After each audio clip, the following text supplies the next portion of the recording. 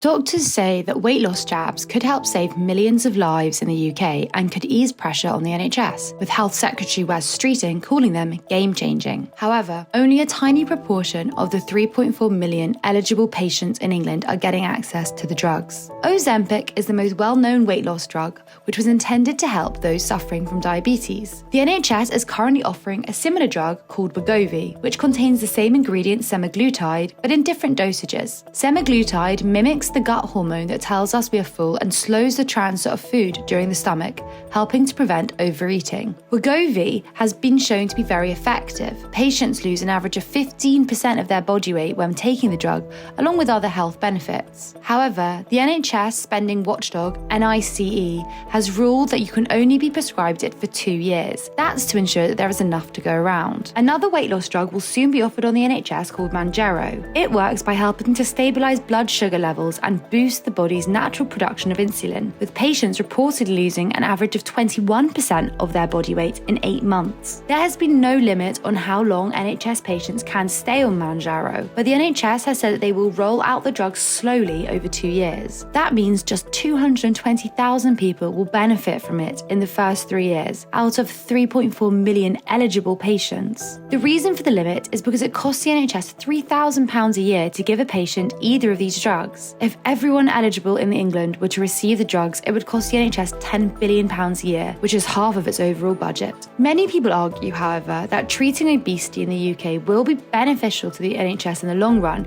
so it's worth the expense. Obese people make up nearly a third of the UK population, and treating the complications from obesity costs the NHS more than £11 billion a year. Obesity rates are highest in areas facing the most social deprivation across the UK, often crippling already suffering NHS services. However, the easiest way to get access to these drugs is by paying for them privately, which is why, despite public demand for weight loss drugs, 90% of those in the UK who are taking them are paying for them out of their own pocket. Should the NHS increase their rollout of the drugs? Let us know in the comments below.